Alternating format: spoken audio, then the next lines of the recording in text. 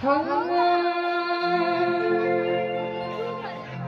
छत्तीसगढ़ी गाना हो जाए, समिति वाले भैया से हो जाए। चलिए ना, कबर कहीं पे गाँव में पथरा मारे रिश्ते पड़ गए से भाई बोला तो वो मन मत मार दे गई। तो बोलेंगे क्या एक कहाँ पावे ओ कहाँ पावे रे ओ हाय रे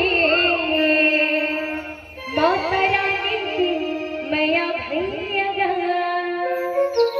ओ मोगरा उमर के माया नहीं बोले ना खबर, ठीक है।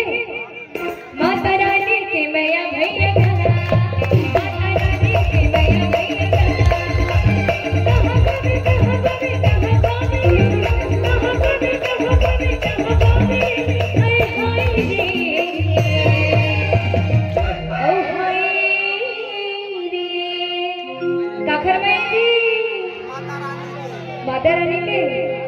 माता रानी के मैया भैया माता रानी के मैया भैया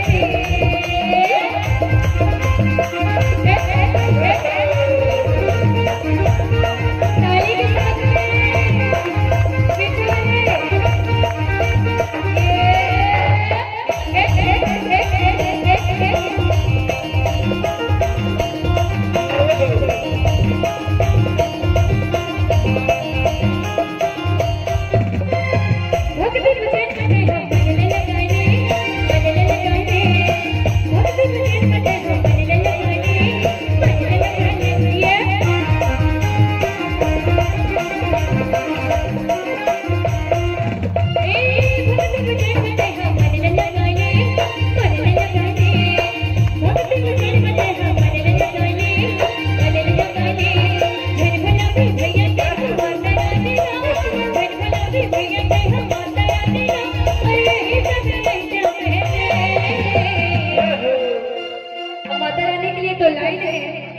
बोल दो।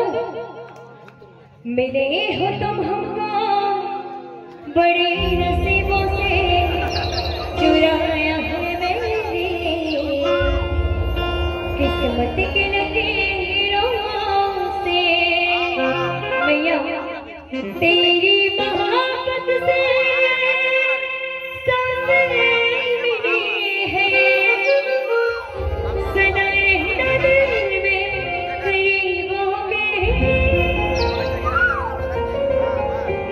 मैया गा भैया मैया मैया गा भैया मैया मैया गा भैया मैया मैया मैया गा भैया मैया मैया गा भैया मैया मैया मैया मैया अरे गाने भैया का करेंगे भैया भैया दाई दाई मत कर दिया ना, अपन अपन अम्मल दाई दाई का जी कोई नहीं बोला, हम तो बोलते हैं कोई काबर छत्तीसगढ़ी है सब ले करिया सही बात है। हमू मना ये नहीं बोलते ना, एक बार बोलते ना क्या बोलेंगे मैया मैया गा भैया